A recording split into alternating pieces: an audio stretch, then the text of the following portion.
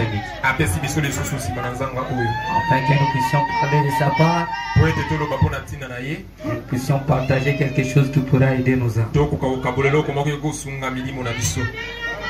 Sans tarder, je vais vous demander de pouvoir. Et nous allons ouvrir nos Bibles dans Hébreux chapitre 10. Nous allons commencer au verset 35 jusqu'au verset 37. Hébreux chapitre 10 au verset 1. Nous allons commencer au verset 35 jusqu'au verset 37. Une fois que nous finissons, nous allons encore Romains. Chapitre 16, verset 20. La Bible déclare ceci. N'abandonnez donc pas votre assurance, à laquelle est attachée une grande rémunération.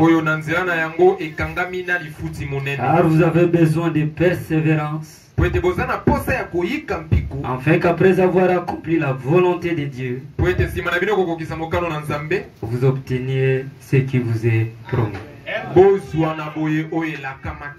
Encore un peu de temps. Celui qui doit venir viendra. Il ne tardera pas. Amen. Amen. Le Seigneur. Dieu notre Père céleste. La parole qui a créé le monde vient d'être lui. Il a appelé nous sommes ici. Vient d'être lui ce soir. Et c'est pour cette raison que nous sommes ici. Comme tu m'as dit le mardi passé, Seigneur, que ces choses ont été dites pour instruction. Maintenant, nous voulons Saint-Esprit, il les a écrits, Seigneur, puisse descendre et confirmer cela, en sachant que nous sommes des humains, Père. Ce n'est pas pour notre propre gloire, mais pour ta gloire, Seigneur, afin que ton peuple qui a payé les transports pour cela trouve quelque chose qui pourra aider leurs âmes. À ton nom, Jésus-Christ, nous te confions ce quitte de cet après-midi. Au nom de Jésus-Christ, nous t'avons aussi demandé de prière. Amen, amen. Que Dieu nous bénisse. Nous allons continuer avec notre pétition. Et nous avons commencé depuis le mardi. Un petit sermon. Devant un Dieu de la persévérance et un Dieu de la consolation. Bien, le verset que nous lisons en Romains chapitre verset 20. Qui fait de 20 nous aide pour Romains chapitre 16 verset 20. Nous lisons dans le nom de notre Seigneur Jésus-Christ. Le Dieu de paix écrasera bientôt Satan sous vos pieds. Amen. Continuez. Que la grâce de notre Seigneur Jésus-Christ soit avec vous. Amen. Que Dieu bénisse sa parole. Bien-aimés frères et sœurs,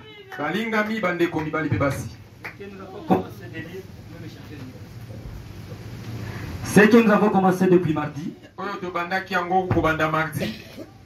nous parlions de deux choses, le Dieu de la persévérance et le Dieu de la consolation.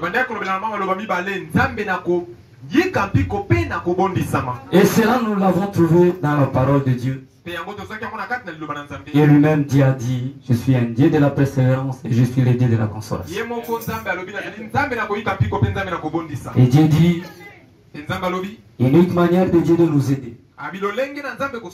L'unique manière que cette parole peut nous aider, c'est à travers la patience. Et aussi c'est aussi à travers la consolation. Bien les frères et sœurs, cette patience que la parole nous parle ici, je savais que tu seras né à Kinshasa. Et tu auras des situations telles que tu as là. Et l'unique manière pour Dieu de pouvoir vous aider, il nous prépare à savoir que nous devons avoir de la patience. Nous devons persévérer et il y aura aussi des consolations. La patience, une vertu, une force qui vous tient calme, sans foi, en attendant que quelque chose arrive et quelque chose soit fait, comme cela a été promis. Bien-aimés frères et sœurs, cette force qui peut t'aider de continuer dans ma marche. Malgré que tu réalises qu'il y a de faibles progrès dans ce que tu fais. Mais en toi, il y a une force qui s'élève et qui continue de dire avance. Continue. Ça va aller, ça va marcher et ça finit par marcher. Et après que ces choses arrivent, il arrive un moment de soulagement, où les choses s'organisent, de la manière que tu sois consolé, de la manière où tu sois content, et de la manière que tu sois satisfait de toutes ces batailles dans lesquelles tu es en train de passer. Ça, c'est Dieu qui l'a voulu. Bien aimés frères et sœurs, ces moments existent dans nos foi. Ce n'est pas pour rien que Dieu le dit dans sa parole. La parole de Dieu déclare dans ce que nous avons lu. Hébreux chapitre 10, au verset 36. Commençons au verset 35. La parole de Dieu déclare ceci. N'abandonnez donc pas votre assurance. Dieu qui dit de ne pas abandonner votre assurance. Dieu qui ne ment pas. Il connaît. Il existe des paroles qui te mettent en confiance. Bien aimé frère et sœur. Dieu sait qu'il existe des promesses qui te mettent en confiance, qui t'assurent, quel que soit le moment, quels que soient les événements, il existe dans sa parole des promesses qui te dit ayez la science. Dieu qui discerne chaque chose, il voit dans les cœurs des gens et il dit attention, n'abandonnez pas ces choses-là qui vous donnent de l'assurance. N'abandonnez pas cette parole, cette voix qui vous donne de l'assurance. Parce qu'il arrive aussi de faire des choix compliqués, de laisser les choses qui leur mettent en confiance et d'entrer les choses inutiles et qui détruisent leur vie. Mais Dieu dans sa souveraineté, qui connaît les cœurs des humains, il dit n'abandonnez pas votre assurance. Bien mes frères et sœurs, tout ceci, nous avons besoin d'être assurés. Les gens qui ont su que dans le cœur des humains, il existe les certitudes. Ils ont créé des compagnies d'assurance. Et certaines personnes se sont fait des millions, sont devenus des milliards. Pourquoi? Ils ont regardé dans les cœurs des humains. Les humains n'ont pas de l'assurance. Une fois que si je fais un accident ici, même ma maison c'est je rentrerai au village. Lui, au son du frade, au tout du moutou. Attends, tu es au tout est. Bah, tu vas bien mis, moto et mandat qui connaît ça. Yende espoir et nambouk. Espoir et naviso. C'est fou ici. C'est celui qui nourrissait la famille. C'est celui qui prenait les gens en charge. Vous devez payer. Vous devez nous dédommager. Vous devez trouver les moyens pour payer cet homme. Il était une fois que tu n'es pas sûr, une fois que ta voiture n'est pas sûre, tu vendras même les lits.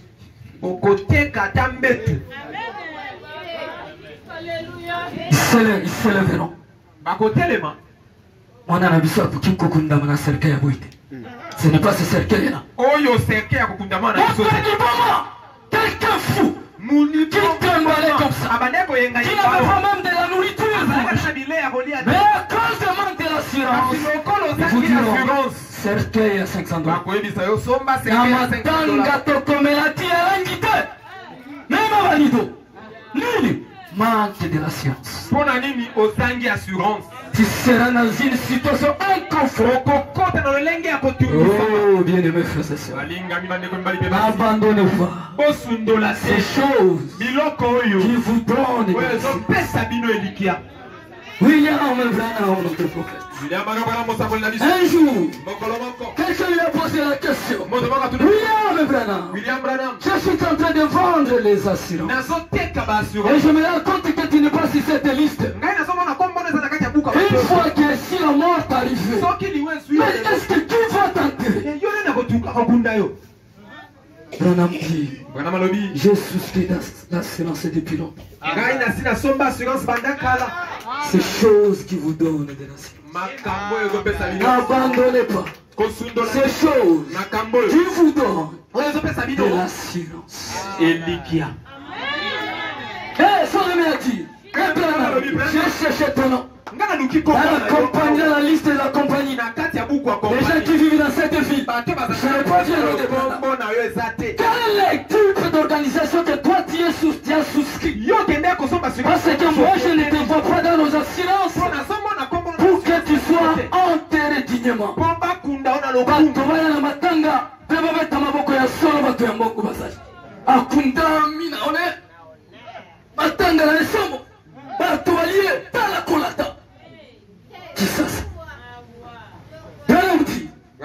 Oh mon Dieu, mes frères. Et quand même il a dit ça, sa femme l'a regardé. Osakuleke pe akomi kokosa. Osakuli akolone depuis. Akomi pe kokosa. Assurance. Biso abola. Tutikala kosoma assurance. Branham dit. Je comprends là où dit. Parce que tu ne sais pas les choses qui vous donnent de l'assurance. Tu ne sais pas. Il y a des gens qui sont assurés tels qu'ils sont. Parce que tu connais tellement plus tard. Mais ils ont des choses de l'assurance pour eux. Comme je ne peux pas être midi à 14h. Moi, j'ai déjà une assurance. Même si on m'enterre, vous mettez une grosse pierre. Même si je vous dis, je marche avec une assurance. Quelqu'un m'a déjà assuré.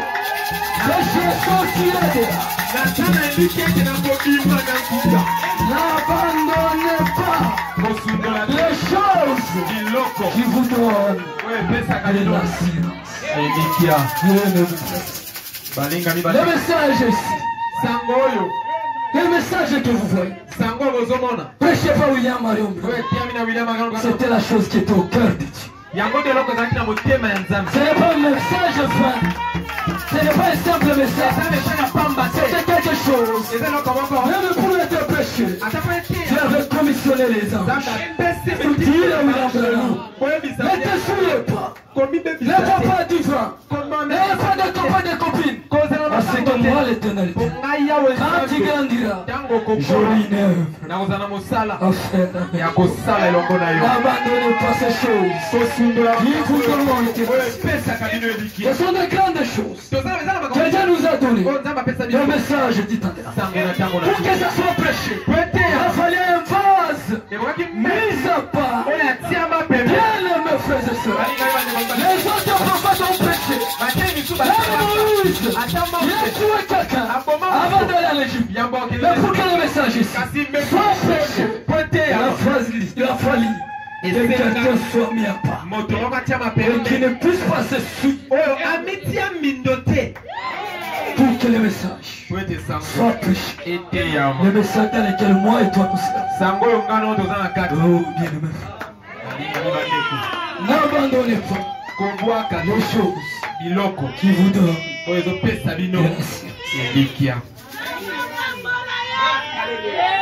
Vous allez abandonner les messages pour le mariage. Message du temps de la fin. Libala ya kisasa. Efesio silence. Libala ya kisasa. Oyo ya kisasa. Usali asire na libala ya kisasa.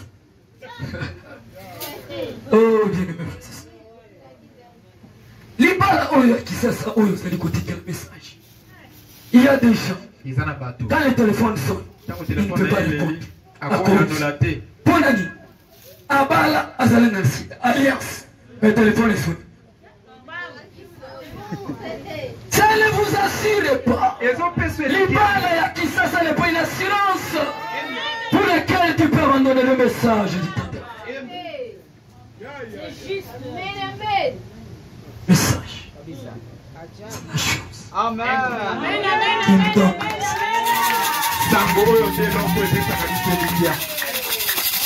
Viens le me frères et sœurs. Dieu dans sa grâce. Il nous a mis quelque part. Là où lui-même il est assuré. Dieu lui-même il est assuré. Il dit Nenge otiki mission catholique. Oye maintenant la message. Maintenant là, il est à sa place. Là, il a trouvé un endroit. Même si le diable va maintenant faire quelque chose d'autre, moi l'éternel dit, par la force de la puissance de la parole, je vais le réduire. Là où Dieu, il a Dieu assis. Mais Dieu dit, la parole continue à dire ceci. N'abandonnez donc pas votre assurance à laquelle est attachée une grande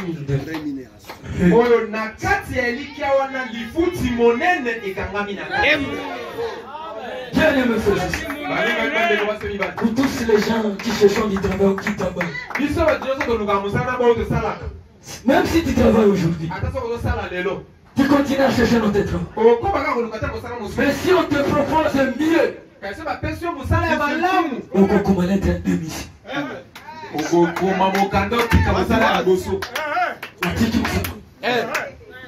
Pas toi comme on a contente, pas la linotiki, il s'agit d'une grande rémunération. Moi je travaille à Finka. Avant d'arabangwana, natali ndenge bazokamba. Madame. Ah vous avez la viso, vous allez mosala, vous le mettez, bino na nobosela. Bosela. Nazoruka. Okoloka kainda kika kavwe. Hi! Ah Zamba kosakate. Na promesse nani? Zamba lobiki. Bakambo simbi, batini na muka. Situki kaka na Zelina 16h.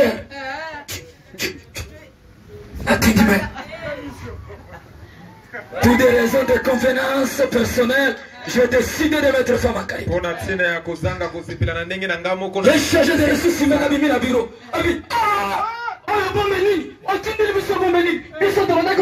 Il s'agit d'une grande.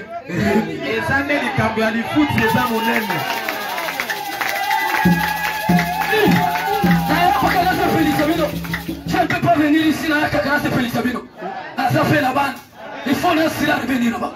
Grande rémunération. Mon candidat de mission. Oh, il y a un négocié. Petit à ma camona. Beaucoup de combien. Moni, entreprise des Alina Pass. Le coup des Alina Pass. Grande rémunération, lobby. Naïla Kay Nakai. Nakai. Waouh. Elle fait la Kay. Comme un caca. Grande rémunération. N'abandonnez pas ces choses à laquelle est attachée une grande rémunération. Ce message ici que nous avons crié, il y a des choses qui sont attachées avec que le message que nous avons crié dans cet endroit lui-même, il dit, ce sont des choses de grandes remis. Bien, mes frères et sœurs, c'est Dieu lui-même qui a dit. C'est Dieu lui-même qui a dit. Ces choses, il y a quelque chose qui s'attache. Cette chose, c'est la grande remise.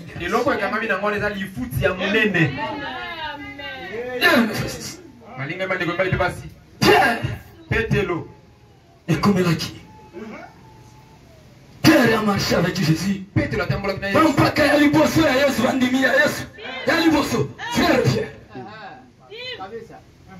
Atikiti, abafile naye. Frère Pierre atiki. Atamori, babokende kote frère Pierre aki ati. Yesu makabutomoni totikala komana. Asofiri. Tokende kaliposo. Tokende liposo. Mokolo moko. Pasi na mote.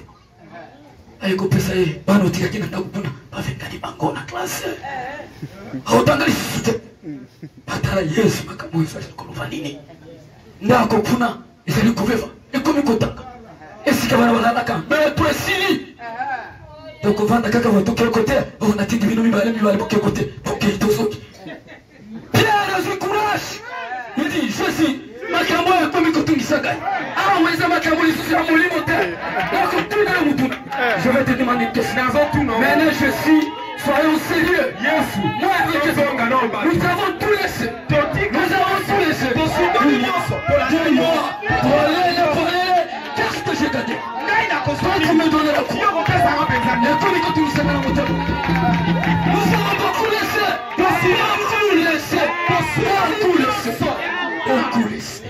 Beaucoup laissé.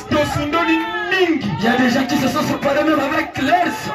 Les amis d'enfance, Bamoussous qui faisait Babouka Yango, on a dit le message. Bamoussous va comme le Kolabizengi à cause de ce message. Ayez le courage. Nous avons tout laissé. Dis-nous clairement.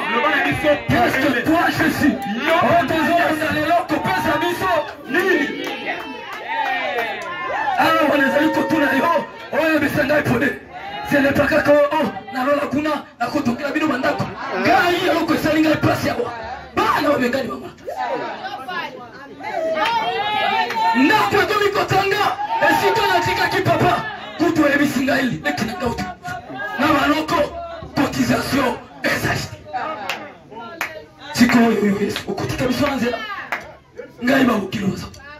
Kikamoko ya babukilo na cotiser à mon côté. Dis-nous, nous avons tout laissé. Le bel ami sont moi na muke il y a 33 ans. Au côté mpaka tokomi komanda yo. Okupe sa bisoni.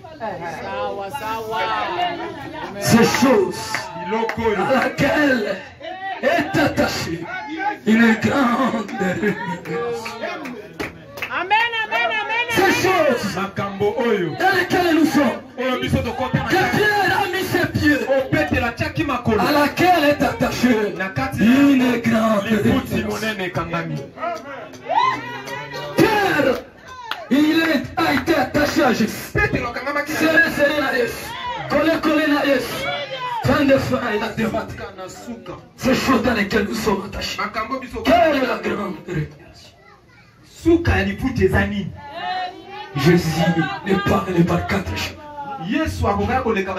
Si vous lisez dans la parole de Dieu, la question de Pierre avec discernement, nous avons tout laissé. Il n'a pas donné les détails. Pierre n'a pas dit, oh j'ai laissé la maison, j'ai laissé la femme. Non, non. Il est venu seulement. Moi j'ai tout laissé. Jésus a dit, dans tous les signes, les Kambazali Kotumisa Motoyo, il a dit alors, comme tu as tout laissé, je vais énumérer une liste. Prends par un stylo et commence à écrire. Bien mes frères et sœurs, parmi les choses que Jésus a dit, Il y a certaines choses que nous allons voir ici. D'un côté, c'est un Dieu de persévérance, mais de l'autre côté, c'est un Dieu de consolation.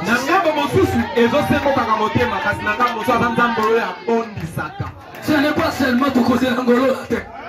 Persévérance, la terre.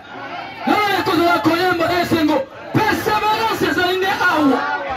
Campiko. Awa. Osakani, pasteur à l'équilibre, tu tiens au fait ça. Awa. N'est-ce persévérance. Et la consolation. Et ça vous ici, il y aura la consolation. Et alors, la parole de Dieu déclare. Verset 36. Car vous avez besoin de persévérance. Afin qu'après avoir accompli la volonté de Dieu, vous obteniez ce qui vous est promis. La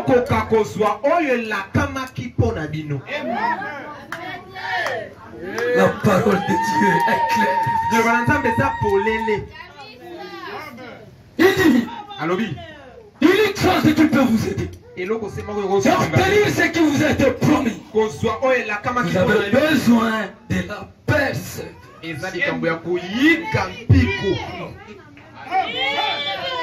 Bien-aimés frères,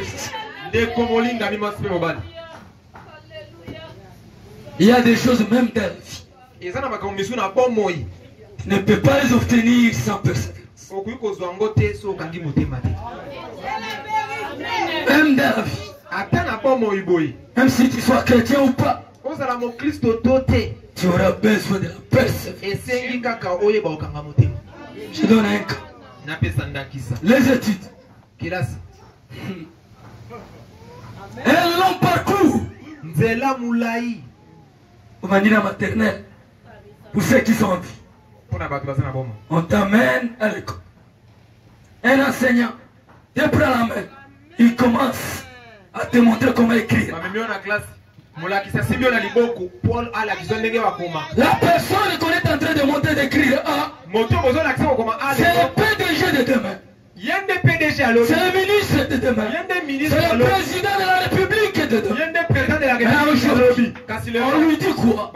D'apprendre comment écrire. Mais il y a les obstacles qui arrivent.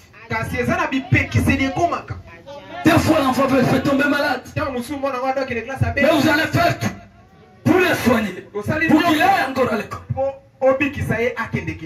Un jour l'enfant peut dire, papa, ok, de classe 2. Ni, à mon foufou azul. Foufou. Mais là, ok, de 2. Azul, comme bien 2. Papa, je suis. Yo, tenez, pourquoi vous laissez? Ni, persévérance. N'a pas obstacle. Beaucoup de gens. Surtout à papa Azoba, au gloire, va dans la classe aux autres, les angaïta, quand on gagne, tant qu'à quitter, va dans la. Avandiwana, Aninga Bataki, l'objet comme Masolo. Oh, tout le temps qui n'a tisséqué, tous qui n'a école, Kutunga et la bande qui collait cahier. Non, on tient qui négligence, qui n'a pas persévéré. Oyika qui picoté. L'école primaire, école si là. On va encore te dire, classe sous quelle kawate. Ceux qui ont l'ingile, l'OTAN va offrir d'emploi et cause à la caca, niveau d'études primaires, et à la kate. Dis-toi avance. Ah, papa, n'a rien mis, n'a la cause à la caca pêcheur. Ah, qui pêcheur est d'oponi. Kende, libongo, banda coupiche. Yayo, et soukio. Le bien comment la kinga, le bien, tombe à la balle. Vous mettez qui balle, c'est ma bonne qui au des classes. Ça demande de la persévérance. Jusqu'à ce que tu vas terminer le primaire, tu vas terminer le secondaire, tu vas terminer l'université. Et si tu as la grâce de continuer, tu vas continuer pour occuper les grandes fonctions dans la société moderne. Ça, c'est la persévérance. Et si on vous demande les gens qui ont étudié, les gens qui ont véritablement étudié, pas qui nous a besoin de l'olenge na bango ya kotanga. inscrire à l'université qui n'est qu'à classe. Kasi, azalaka na groupe na emoko, atindela kango, mongo na pesa, osalila pepe. Yo mwana na nzambe. Ok na makambo. Tango bakote ya certification. Keba, okola kupasa diplôme. Okoyoka condamnation comme okola kilo. Na inatanga te, diplôme na somba kiango, okoya kupasuka. Opasuli yango wandiase. Mosa kolia kango. Il a donné les conseils. Osa étudiant tanga na obutu. Belamdi. Oh.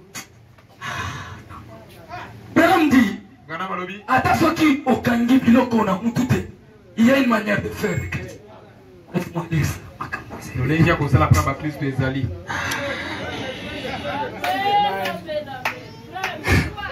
Olimisa, nataka na ika bo. Et dans la condensée au membre na mozi ngona. Le choix d'une épouse, page 38. Page 38. Le choix d'une épouse, les paragraphe 38, mais page oyo. Na condensé, plusieurs mots 13. Prétangela biso. Le choix d'une épouse, otangeli biso paragraphe. Mosa kolidi. Pour ma persévérance, même dans la classe, les amants les alliés kosengama, aussi la persévérance. Nous sommes des étudiants chrétiens. Nous avons l'olenge et l'ambition à côté de ça. Quand on a l'olenge qui s'est message où tu as les côtés, tu as l'église où il est aussi matin. Lisez. Paragraphe 38, les choix d'une épouse. Je pense qu'aujourd'hui, il y a beaucoup de tricheries. Soukan. Brana Malofi. Tango na tara ba étudier la biso. Na moni sika bazali kovanda. Na tali tango bato bazali ko kende classe ko la muka ko sa. Na yo kuruba. Kaka nyoso yo kope na kope. Tricherika. Tricherika. Moto akoma kaka. Acheka kabufu. Bana ko bufu. Moto ayana papi. Oza wapi? Oza wapi? Nalo akotie azobola kota classe de. Oza wapi? Na ozela yo. Ni ozela ayona. Bafana. Tina diplôme d'état. Mbongo utia bana à l'aise. $25 utia bana à l'aise. Bonani on a coûté. Ndebra na mwana bina amoni. Tricherie za liebele. Un diplôme toi zali kozwa tricherie za liebele. Brana. Oui. Continue. Juste comme à l'école. L'école. Classe kuna. Ezali akui. Nini? Continue. Quand les enfants viennent le matin. Beaucoup d'enfants dans le voisinage qui sont des amis à moi passent par ici et disent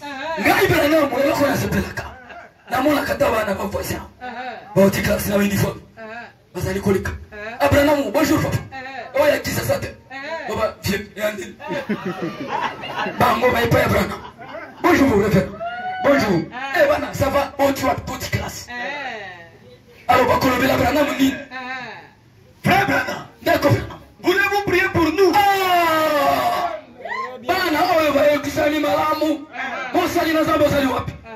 Voulez-vous prier pour nous?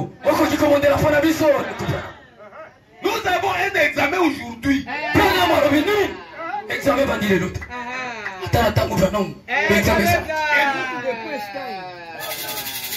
J'ai travaillé toute la nuit dernière. C'est comme si je n'ai pas pu maîtriser cela. J'ai travaillé toute la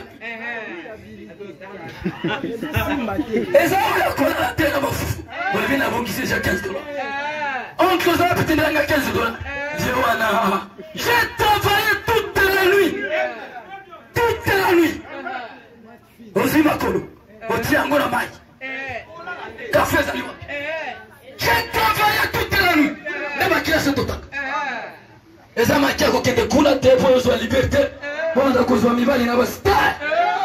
J'ai travaillé toute la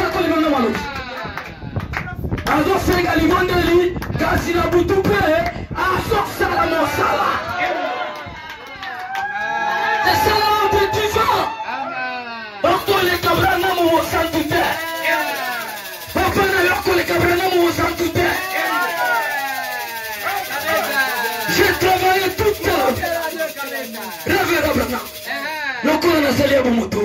Je n'ai pas pu maîtriser.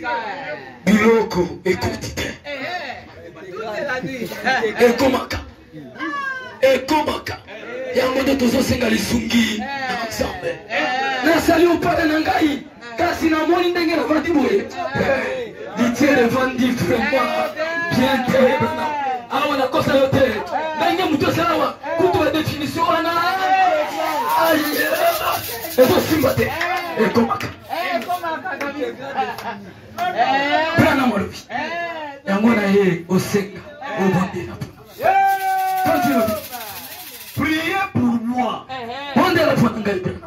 Je pense que n'importe quel écolier, si vous voulez, si vous, et les parents sont à table, un matin, si vous disiez,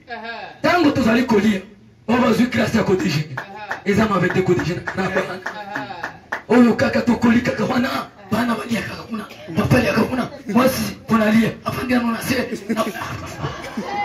tuzana kisasa kama na meza pia avec $10 comique kasonga kakawana le matin on peut être sur la table tu fandi la mesa tuzulia bana balikibaki ni classe ni maman mwana koloba maman Jean a une interrogation aujourd'hui. Prions pour lui maintenant.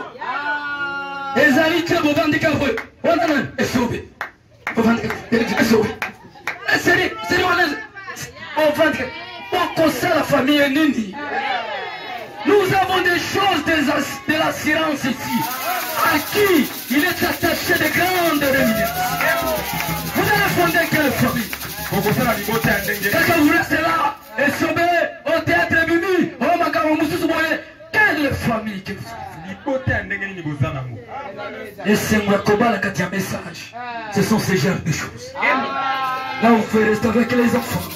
Vous allez rester avec votre femme et vous allez prier pour la partie fée. Vous va faire une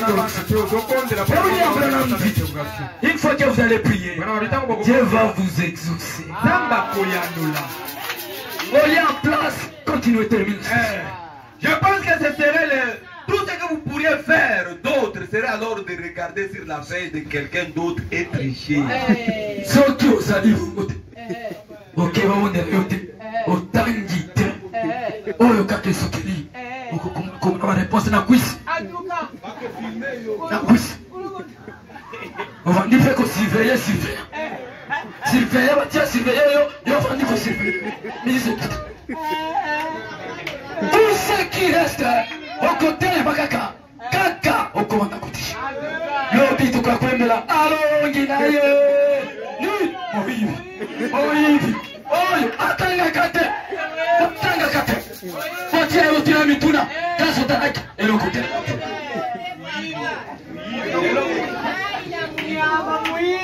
tout ce qu'il reste à faire vous allez seulement regarder le fait de l'autre. C'est le prophète Abraham qui le dit. Nous avons des choses qui nous donnent de l'assurance et dans lesquelles nous sommes attachés une grande rémunération. Une grande rémunération. Grande rémunération. Rémunération. Les alliés salaires. Les alliés récompenses.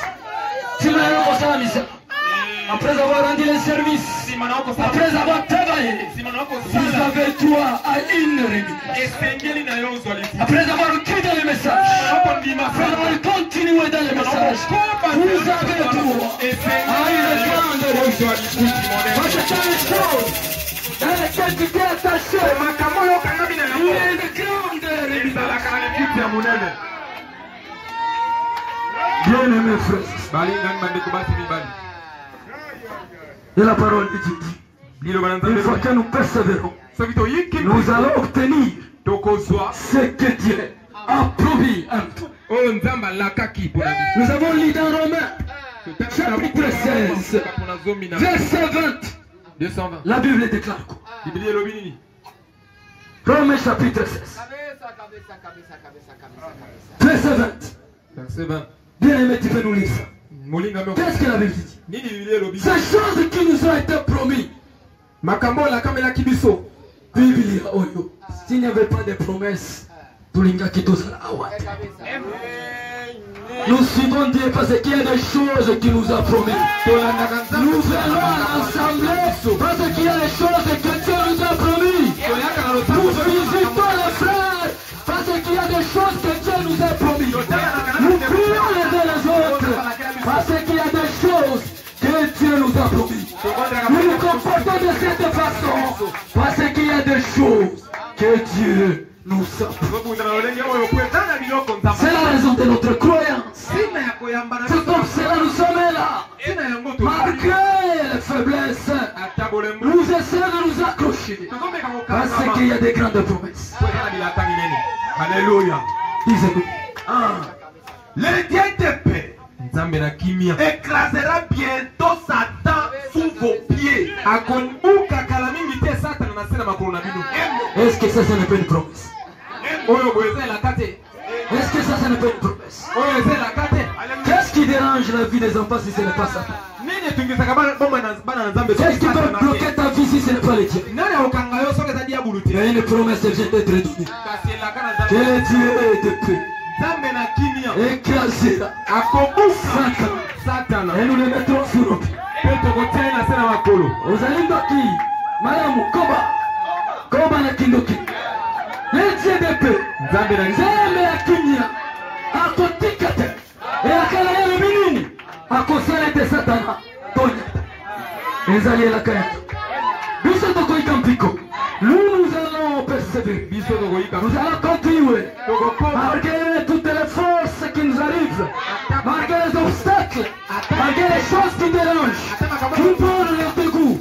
Mais la promesse dit, le Dieu de paix écrasera Satan et il le mettra sous vos pieds. Que Dieu vous bénisse.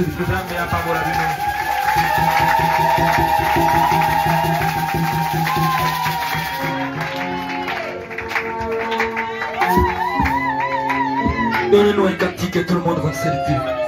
Nous essayons de gérer les temps. Donnez-nous un cantique, tout le monde va se lever. Et on priera ensemble. Le monde est de son argent et son nom. Et que tu dois vivre avec le moindre frère. Souviens-toi dans sa parole, il nourrit même besoin. Abandonne tes fardeaux à ton Seigneur. Oui, le Seigneur,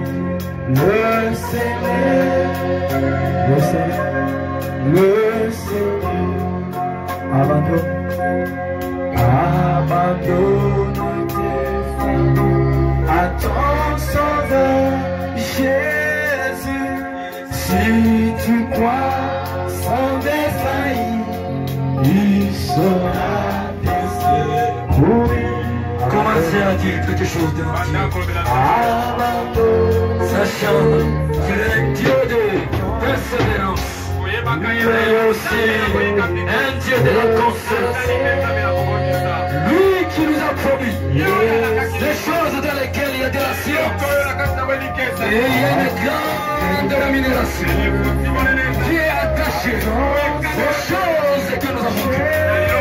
Et il a promis, il écrasera Satan et il le mettra sous nous. Une fois que nous persévérons, Dieu permettra que nous obtenions les choses que nous avons vues. Commencez à dire à ton Dieu.